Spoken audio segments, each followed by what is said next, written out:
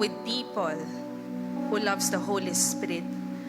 We want to be known as a church, Lord God, who is filled with the Holy Spirit, God. And Lord, magsisimula yun sa amin. Magsisimula yun sa faith namin. Magsisimula yun sa mga lahat ng nandito, even sa online.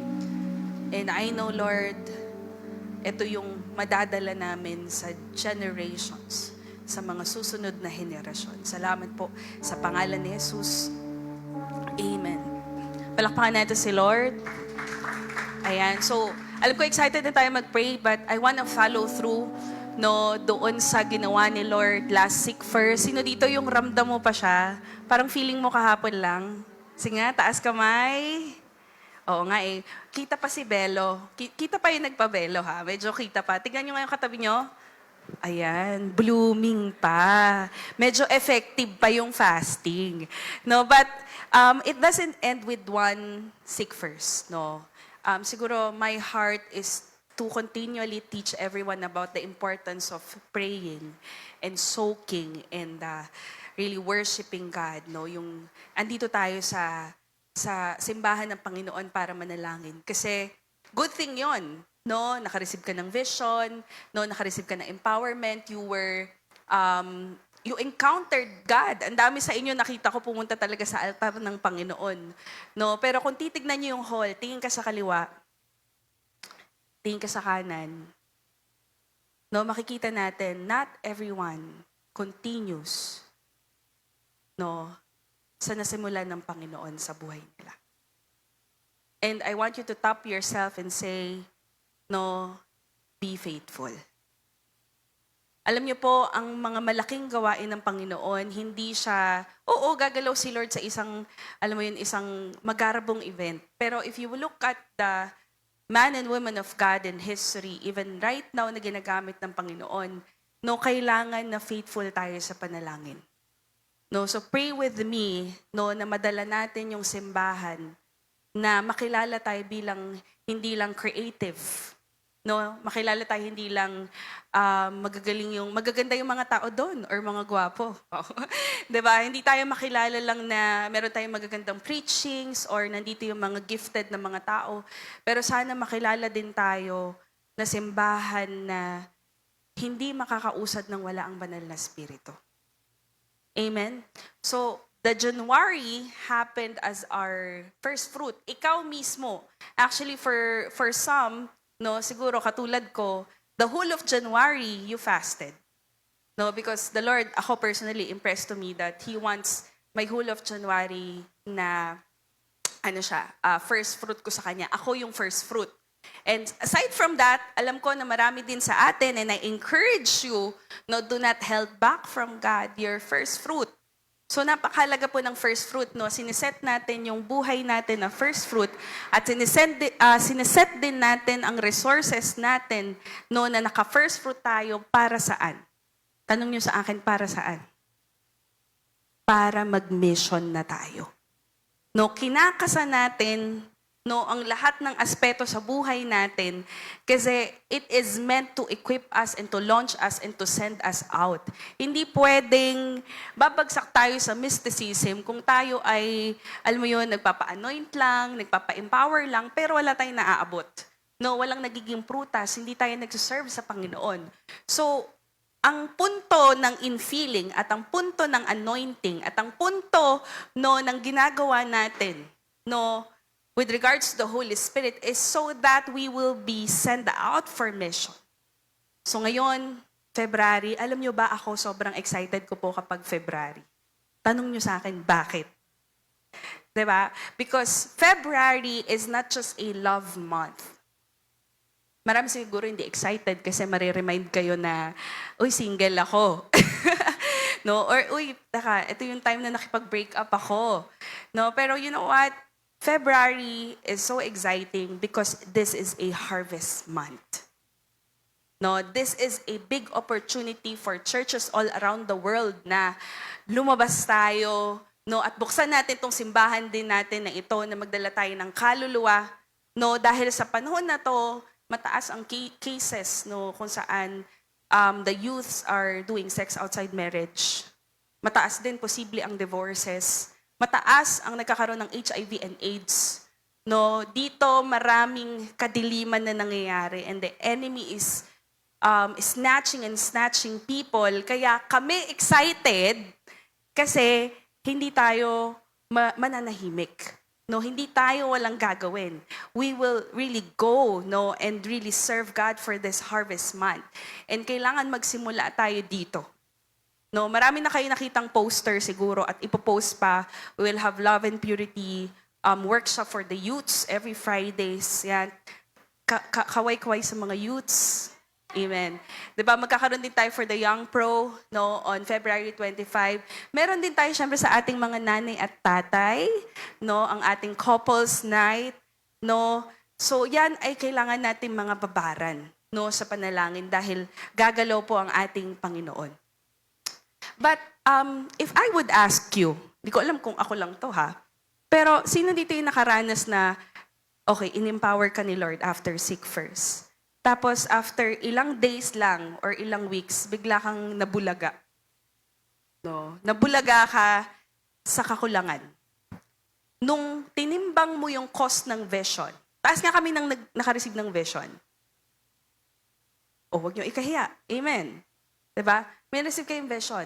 Either sa family nyo, or sa campus nyo, or sa trabaho nyo. I don't know. Even in this church, pwede.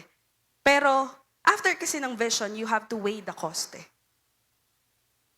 So nabulaga ka bigla, oh my gosh, Lord, kulang ako sa pera.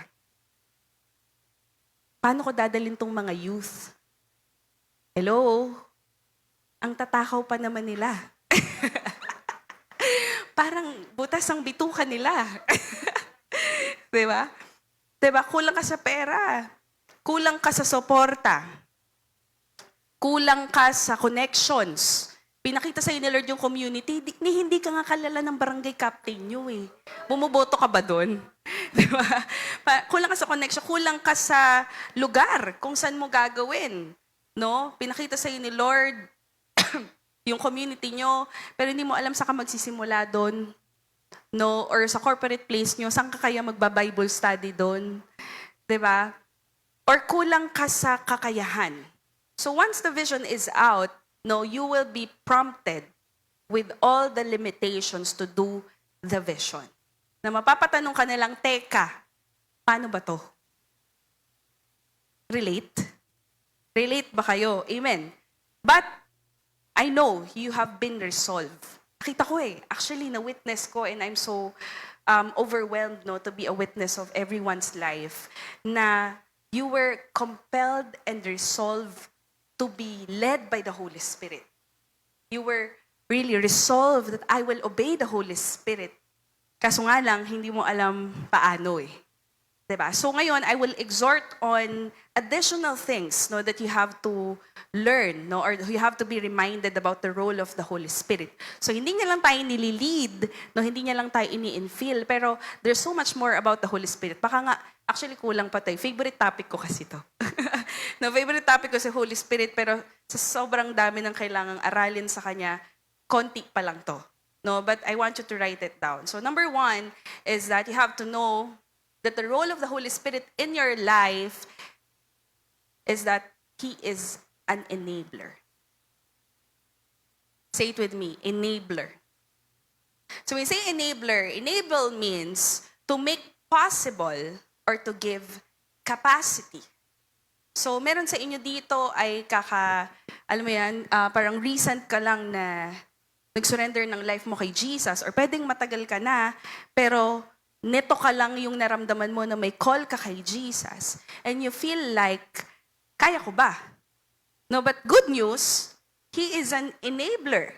So when we say enabler, pupunta tayo sa Book of Acts. Actually, sobrang ganda na ng Book of Acts. Even after this, pwede nyo itong i-devotion, no, magandang tuloy-tuloy niya siyang aralin. Dalawa lang siguro yung i-highlight ko connected to mission. Una, no, He enables to preach. So in the gospel books, makikita natin that most of the disciples that Jesus called are ordinary and schooled men, especially for Peter and John. Sabi sa Acts 4:13, no, sa dulo doon, makikita natin, they were. No, the people realized They were unschooled, ordinary men. So, ibig sabihin, they were not a rabbi. They were not a teacher of the law. They did not have formal training. Hello? Hindi to nag-Bible school. Hindi pa to nag-SOD. Okay?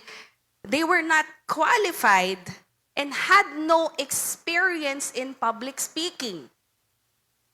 Yet, the Holy Spirit enabled Peter to preach a message of repentance and salvation in a crowd. Makikita natin yan sa Acts 2 verses 14 to 41. You can read it at home. Pero kung may i-highlight ako doon, hindi lang sa pagsasalita, pero makikita natin na ito pinarealize sa akin ni Lord. They were enabled to preach in clarity and eloquence. Tingnan nyo. I'm sorry, hindi ko alam kung nahabol ni Princess, pero if you have your Bible, join me in chapter 2 of Acts in verse 23. Sabi doon, this man was handed over to you by God's deliberate plan and foreknowledge. And you, with the help of the wicked men, put him to death, but by nailing him to the cross. But God raised him from the dead, freeing him from the agony of death, because it was impossible for death to keep its hold on him. And in verse 36, magja-jump ako after ng marami niyang explanation. Therefore, let all Israel be assured of this. God has made this Jesus, whom you crucified, both Lord and Messiah. And then he called people in verse 38, repent and be baptized, every one of you, in the name of Jesus Christ, for the forgiveness of your sins, and you will receive the gift of the Holy Spirit. This teaching may sound familiar for most of us. But you know what? Ang pinarealize sa akin ni Lord, nung pinreach po ito ni Peter, he had no reference. This is the first preaching about Jesus' gospel. Hello? Nakukuha niyo ko? Wala tong Bible reference. Walang preaching na mapapanood or walang pamphlet, no, or walang Spotify, no, sa kung saan maaaral mo, no, kung paano. Kasi hanggang gospel lang ang meron sila. Well, they are living in the gospel time na books, Matthew, Mark, Luke, John. Pero hindi pa written eh. They are still living in the Acts. Tapos masusulat pa lang yung mga letter ni Paul kung saan mai-explain kung paano ang gospel. Are you getting me? So for Peter to preach, hello, it means it is the Holy Spirit who enabled him to preach. Take note, this is Peter the fisherman. This is Peter the hot-tempered. This is Peter who have denied Jesus. So if you would ask me, hindi to college graduate. Wala tong, siguro hindi din siya nabigyan ng chance to be taught under a rabbi. No? Basta, disqualified siya. He lacks so much capacity. But if you read through that, yun lang ang finlash ko, sobrang clear, inerrant, no, na ma-present niya yung gospel. Na ma-present niya na ito si Jesus, namatay siya, God raised him. Hello? Nagawa niyang ma-present yun. So if you are questioning, Lord, how can I minister to the youth? Iba na language nila eh. Iba na culture nila. Ako, tatanungin niyo po ako, nag-uusap-usap na kaming mga kaedad ko. Diba? Nag-uusap-usap na kami. Oh my gosh, we have to learn. And I'm a student. I'm always a student and I will always be a student. Kaya nung nagkaroon ng puso coaching, talaga nandun ako, kahit pagod ako sa trabaho, sige, ano na ba sila? Inaaral mo sila eh. No, you keep on learning and learning the new generation. No, for you to reach to them. Kaya alam ko na marami sa atin ang bewildered. Alam mo yun, parang, paano ba to? Diba, yung pamangkin ko nga, sabi ko, add ko kayo sa FB ha. Sabi sa akin ng 9-year-old kong pamangkin, tita sa TikTok. Diba? O, tinawanan niyo ako, diba? So, tita sa TikTok. No, so, kachat ko sila sa TikTok. Buti na lang, nag-download na ako ng TikTok, diba? Pero wala ako masyadong post. Diba? So, my point is, it's changing. Tapos magsisend siya sa akin ng mga video na hindi ko gets. 'Di ba? O mag-send kayo para updated kami. Diba? Hindi ko gets yung language di ba? Tapos sabi ko, bakit ganun kayo mag-post? Kami medyo emo. No, naranasan naman yung medyo mataas yung camera, ganun. Umi-emo na ganun. Pero ngayon medyo sabi ko, ang gaganda nyo naman, pero bakit nakatakip? Di ba? Sabi ko, bakit nakatakip? Tapos kailangan yung medyo gumaganon pa yung picture. Di ba? Tapos ano ba siya, blue. Di ba? Parang, anong point kaya nun? Di ba? So, I'm not condemning your generation, but I'm just saying that there is a new culture. No? And there is a new language. Kaya kung magtatanong tayo, Lord, kailangan ka namin. Di ba? You have to enable us to preach. Kaya nga, si Pastora nakakatuwa tapos na yung wait muna. Pero bakit gumawa pa tayo ng bago? Ngayon, si Puso Notebook, we might rewrite it also. Hello? Kasi, kailangan natin na when we preach, it must be understood. That's the point of it. Iba pa yung in-enable ka ni Lord magsalita, pero kailangan, hingin mo din i-enable ka ni Lord na matawid mo yung mensahe. Hello? Amen? So some of you may ask also, paano kaya ako makikipag-usap sa boss ko? Diba sa coworker ko, tinatawanan ako ng mga katrentahin ko. Pasensya na kayo. Diba? How can I speak sa boss ko or sa coworker ko? Diba mas magaling sila sa akin? Ako, ganyan, nararamdaman ko yun. Sabi ko, Lord, hindi ako masteral. Hindi rin ako doctorate. Yung mga kako-coordinate ko sa work ko, yung gawin, gaganda ng English. Ako, nag-chat GPT lang ako. Oh, wag kayo.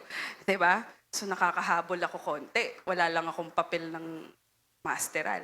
Pero, what I mean is, there are things that can hinder you Pero, si Lord, i-enable ka niya No, i-enable ka niya na matawid mo yung mensahe sa kanila. Kaya siguro hindi rin na ako nagulat, pero na-shock pa din ako doon. Hindi rin ako nagulat na I was able to minister to SVPs. 'Di ba sila makinig sa akin? 'Di ba mas magagaling pa yung English nila sa akin, totoo lang. No, pero I was able to minister to these people because of the Holy Spirit. Even sa family natin, 'di ba? Paano ko kaya ikukwento yung testimony ko? 'Di ba, sa kuya mo, paano mo ikwento? Sa mama mo, paano mo ikwento? Naalala ko, nag-share ako testimony sa mama ko No? Hindi ko alam paano simulan pero lumabas Di ba? Lumabas naman lahat. 'Di ba? Tapos umiiyak. Ako yung umiiyak, hindi siya umiiyak Umiiyak ako sa harap niya na, matanggapin mo si Jesus. 'Di ba? So, the point is, hindi mo alam paano siya i-articulate. But when you start obeying the Holy Spirit, mag-obey ka lang. 'Di ba? Simulan mo lang and magugulat ka sometimes kahit dito na sa coach, season na ako. Minsan nagugulat ako pag hingi kayo ng advice. Hindi naman ako prepared Pero sometimes pag nag-speak na ako, saan galing 'yun? Kahit ako susulat ko Parang saan galing yung wisdom? Hello? No, alam ng mga leaders 'yan. Nagugulat din sila. Paano saan galing wisdom? 'Di ba?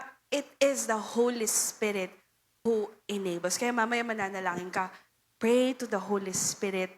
Lord, bigyan mo ako ng talino. Na intindihin at i-share yung salita mo. Lord, Holy Spirit, bigyan mo ako ng, we pray this and you can pray this. Pray to the Holy Spirit to put words into your mouth that you may speak and be His voice. And ikaw mismo, magkakaroon ka ng sarili mong testimony na, uy, teka, parang matalino ko dun Parang paano ko nasabi yun? Kahit nga paano gumawa yung preaching. Hindi naman ako ganito Unang tungtong ko nga ata na binato ko ni Pastora. Ang unang preaching ko, 1 to 3 minutes lang Tapos nagulat yung mga tao, pray na? Opo, pray na. Diba? Ang unang preaching ko pa yung dry bones. Tapos na yung exhortation. Diba? Sobrang funny. Dami naming story. No? Even kapag binato kami ni Pastora sa Cebu, first time na Cebu ko. Tapos akala namin mamamasyal lang kami ng mga kabatchmates ko, diba? Sa church. Tapos yung pala, mag-preach kami sa conference. Diba? Surprise! Diba? Di ba ako nakapag-preach dito, tapos nag-preach ako sa conference. Diba? Sobrang funny. But you know what? um, hindi ko makakalimutan kung paano gumalaw si Lord. Even nung binato ko sa Lapu-Lapu City na community church natin, hindi wala talaga eh. Ano talaga tong dila ko, parang hindi nyo aasahan talaga na magaling to magsalita. Pero kung tatanungin niyo ako doon sa galaw ni Holy Spirit, they were kneeled down and they were crying and they were surrendering. And doon natin makikita na it's not you. And siguro naabutan na lang ako ng iba dito or kami, inabutan nyo na lang kami, nagpe-preach kami. Pero hindi rin naman ganito kami pinanganak, di ba? Parang hindi eh. But the Holy Spirit will enable. And take note, hindi maliit na capacity ang binigay ni Holy Spirit. No, Peter preached to thousands. Nung pinreach niya yon, first time, no reference. It was to a crowd of people. So, ito ang encouragement ko sa inyo. When He enables you according to the size of your call and to the size of your assignment. Amen. Palakpakan natin si Lord. And pangalawa, He enables you to do signs and wonders. Kung walang capacity to preach ang mga disciples, all the more, diba, do they have experience or capacity to do supernatural things? Wala po. Pero si Holy Spirit, enable din sila to perform. Makikita natin yan sa Acts 2:43 and Acts 5:12, na they did signs and wonders accompanied, yung preaching nila. Kasi si Jesus, words and demonstration. Diba na sa mga nakarinig na sa akin nun, words and demonstration siya. Preaching with demonstration. So, they were enabled by the Holy Spirit to do healings and deliverances. To the point, ito hindi pa natin naranasan, pero grabe naranasan nila. In Acts 5:15, to the point na yung shadow ni Peter, sapat na yun para magpagaling ng tao. Now, listen to me. We believe in our church that the supernatural miracle work of the Holy Spirit is still at work. Gusto mo ba yun, Lane? Di ba sumayo kang ganun tapos may gumaling sa asthma? Grabe! Solid! Tapos si Isa, nag-everybody siya, di ba ulit? Si Isa, nag-everybody siya. Tapos may nakalakad sa wheelchair. Ibang klase yun, Isa. Di ba? I love you. Ayan, di ba? So, alam mo yun, parang we believe that it is still present today and it is still at work today. Na makita nyo lang ba? Or maranasan nyo din?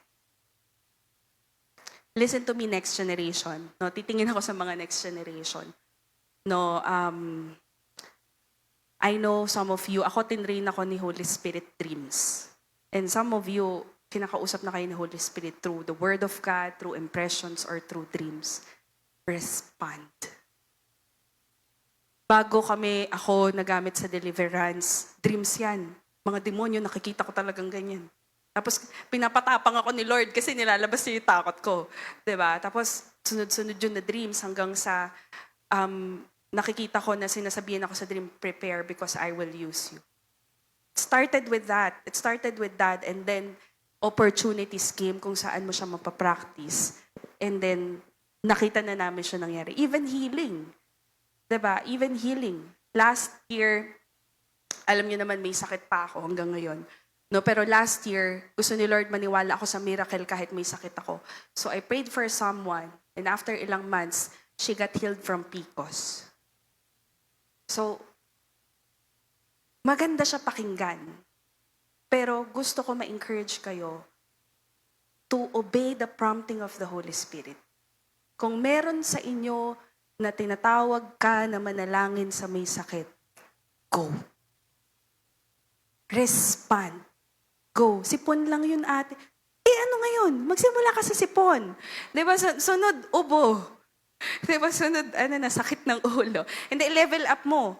Diba? Dati nga nung SOD 2, sabi ko, after ng healing class, naghahanap ako ng pinaka may sakit eh. Ganun yung gagawin ko. So nawiwirduhan yung mga ka-work ko kasi maghahanap ako ng pinaka yung pila yung lakad. Tapos pagpipray ko. Diba? Go! Diba? Move out because the Holy Spirit will enable you. You just have to obey. You just have to start. You just have to obey. So when you pray for the sick, believe they will be healed. So when you pray for those in chains of addictions, no, sa drugs, no, kitang-kita nyo na parang wala ng future. They will be delivered, I tell you. You will minister to campuses, to communities, and corporate places, and there will be open doors. Believe that there will be revival and transformation. Because si Holy Spirit ang partner mo. Amen. So that's number one, the role of the Holy Spirit in your life is an enabler. Pangalawa po, the Holy Spirit as the empowerer. So, okay. Diba? Alam na natin, capacity. No, kaya din ni Holy Spirit na i-enable ka in terms of capacity. But the problem is, may laging sinasabi si Jesus sa mga disciples niya. And sinasabi niya sa kanila lagi, "Oh, you of little faith." The disciples are often characterized na naduduwag or matatakutin even when kasama na nila si Jesus. Advantage na nga eh. Diba tayo? Wala eh. Diba? Si Holy Spirit din naman lesser. But listen to me, fear din po ang isa sa mga unang mararanasan mo when you obey. It will be accompanied by doubt. But the problem with fear is, ipaparalyze ka niya. No, na magiging stagnant ka, sinabi na sa iyo noong second week, do this. Ngayon, first week ng February, hindi mo pa rin nagagawa. So, nade-delay ka ng fear. Hello? Fear delays your calling. Fear delays your assignment. And Jesus knew that we needed more than the ability to preach or pray for people. Jesus knew that we need the power of the Holy Spirit. Kaya nga, if I will remind you, no, na-receive na natin to. No, this is just a follow-through exhortation. That in Acts 1:8 it says there, "But you will receive power when the Holy Spirit comes on you, and you will be my witnesses in Jerusalem and in all Judea and Samaria and to the ends of the earth." Diba? We receive that power eh. Nasa sayo na yan. Okay? And an empowered Christian, ito po ang characteristic. Bold, courageous, confident, and has a divine strength or authority to fulfill God's purpose. So, hindi ka pinatapang para lang you look strong, di ba? Pinatapang ka para gawin mo yung mission. To fulfill God's mission. So, ibig sabihin, si Holy Spirit ang kailangan natin to start what God is calling us to do. Amen? He is the supernatural force within, no, breaking every fear and intimidation. Kasi sa totoo lang, hindi physical yung fear mo. It's spiritual. You are being intimidated. Saan nagsisimula yung battle? Sa mind. You are not enough. You are not forgiven. You are not saved. You are not changed. You are not qualified. You have failed. Why do I know? Kasi yun din yung mga bumubulong sa amin. Pareho lang. Yun din yung same na mga bulong sa amin. No, to disqualify us. But you have to understand that the Holy Spirit's voice is louder. Amen. Kaya tingnan natin si Peter. No, si Peter, when he was empowered, anong illustration? He was able in Acts 2:14 na tumayo. Diba? Yung ilan sa inyo, tinatawag na kayo mag-share. Diba? Mag-testify. Tinatap ka na. No? Ni Holy Spirit. Kahit hindi ng mentor mo, tinatap ka na to testify. No? Nagawa niyang tumayo in a crowd. Grabe. Hindi ko ma-imagine paano ko nagagawa kapag nagpa-prophetic ako sa crowd. Hindi ko na alam ano yung largest crowd na gamit ako ni Lord to prophesy. Saglit lang yon. Deserve naman ng 2 minutes talaga. Pero yung preaching na 1 to 3, medyo mali yung math no? Pero yon, parang hindi ko na ma-imagine, pero the moment na nararanasan namin yon is, I know it's the Holy Spirit. Hindi talaga kaya. Kung ako yung baka talagang dahan-dahan ka pang gumaga, diba, parang pinakanta nga ako sa work, nangingatog yung boses ko, diba? Pero yung crowd, diba, mag-preach ka or mag-share ka, no? Empowered. I-enable kang tumayo at magsalita. At hindi lang basta magsalita, kung i-highlight ko in Acts 14:13 to 15 kung anong sinabi niya, he said there, the God of Abraham, Isaac, and Jacob, the God of our father has glorified his servant Jesus. You handed him over to be killed. Mabigat to ha. Sinasabi niya to sa crowd, sinasabi niya, alam niyo kayo, you handed him over to be killed. And you disowned him, si Jesus, before Pilate, though he had decided to let him go. You disowned the Holy Spirit, the Holy and Righteous One, and asked that a murderer be released to you. You killed. Bigat. Sa crowd. Sasabihin mo, you killed. Hello, na-imagine nyo ba siya? Pinatay nyo si Jesus. Ganon siya siguro mag-preach. Diba? You disowned the Holy and Righteous One. And ako para akong, alam mo yung parang nakakabulaga siyang tumatalon sa text na hindi lang siya in-enable magsalita or tumayo.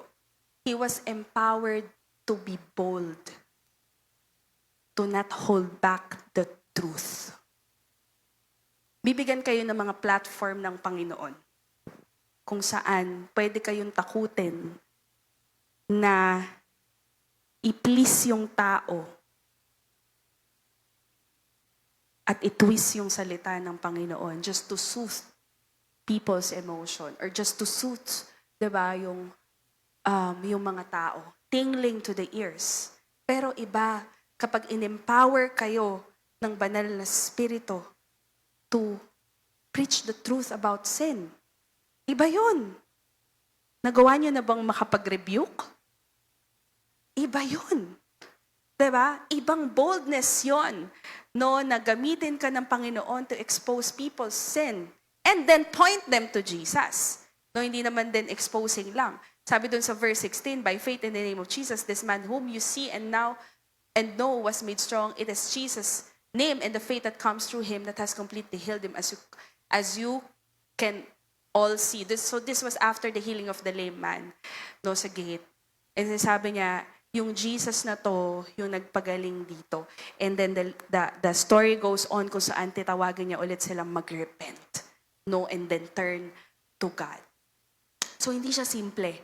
Kasi yung empowerment for you to be bold, to preach the truth, so without compromising the Word of God, that comes from the Holy Spirit. And if I would move a little further in Acts 13:9, even si Paul, in-empower siya ni Holy Spirit. In what way? Nung nakaharap siya ng isang tao na nagpa-practice ng sorcery, eto, iba pa to. Pwede kayong ma-intimidate na what if yung nasa harapan nyo sobrang nagmamanifest. Diba? Or alam nyong nag-witchcraft. No, pwede kang ma-intimidate o matras eh. Ikaw pa tatakbo. Naranasan ko yan. Ang meron lang ako nun boldness pero bagets pa ako eh. So may tinakbo sa amin sa Cavite, mission trip. Kala namin tapos na kami mag-visitation. And then biglang may tinakbo na sinasaniban. Siguro, hindi pa ako mature no, no? Matapang lang. Pero hindi pa ako sobrang mature, no? May tapang lang ng konti.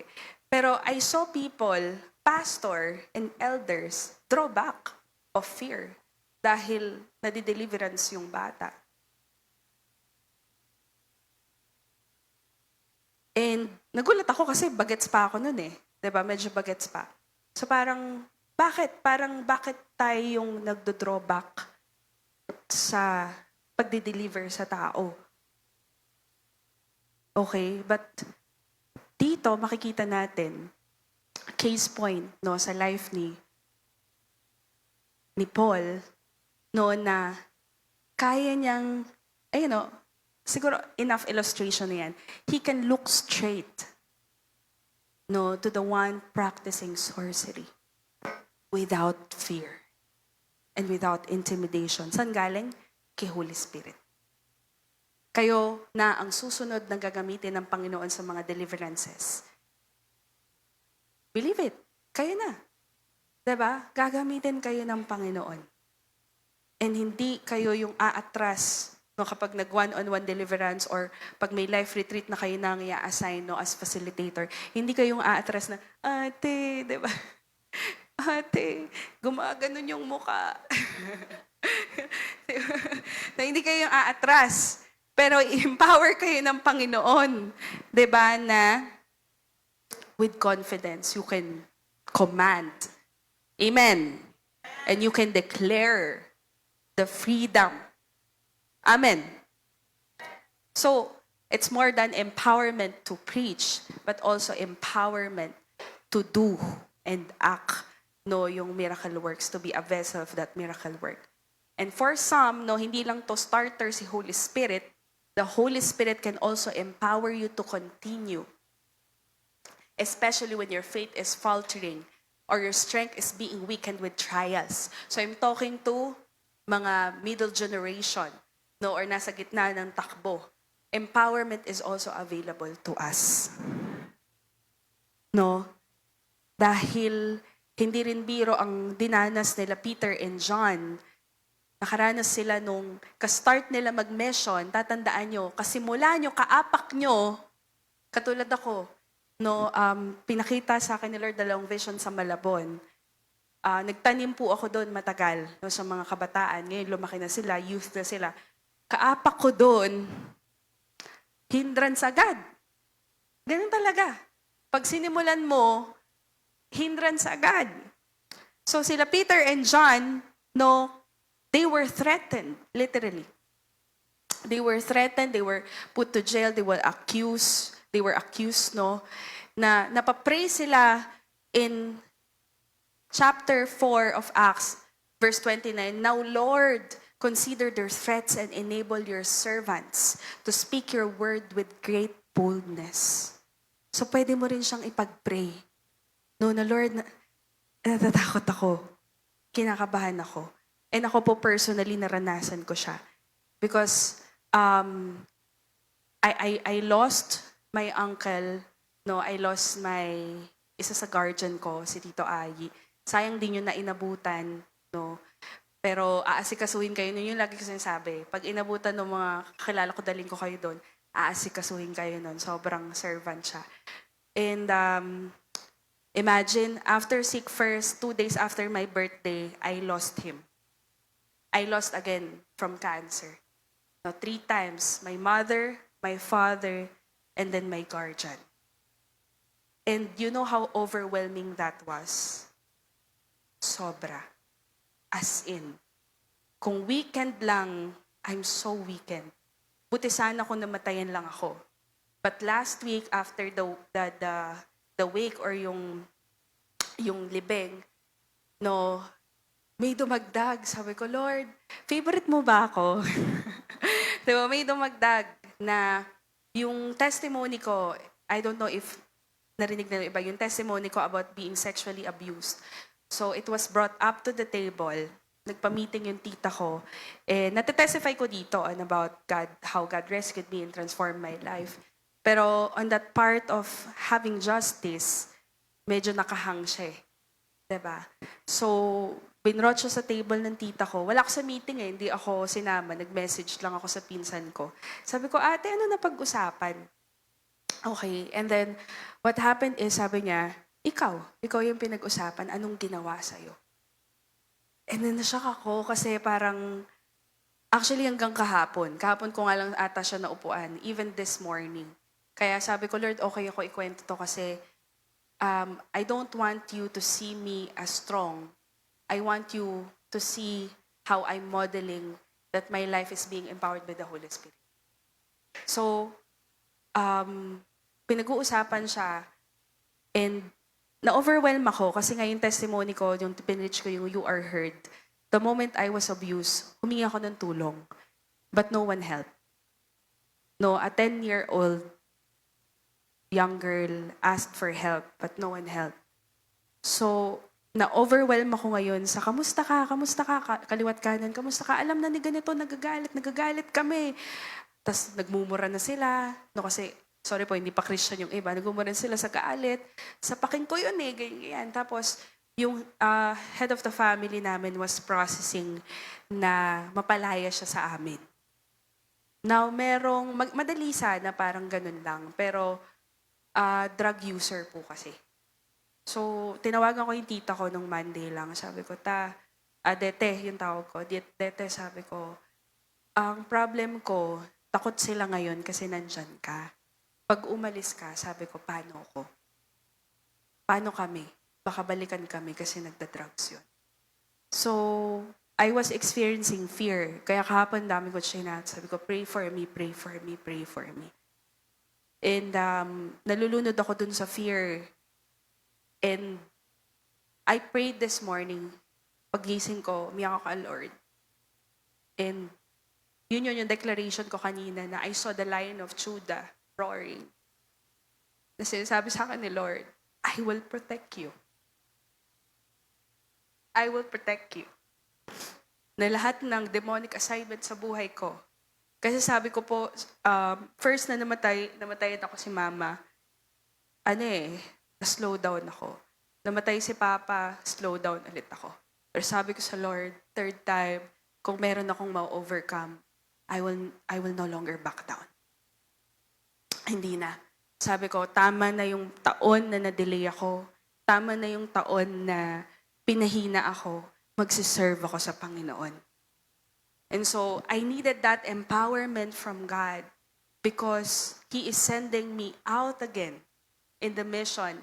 And mas nangingibabaw sa akin makita po yung mga kabataan na matulungan because drugs are after them again. Yung mga kabataan po natin as young as 15 and 18, they are in drugs and in sexual immorality.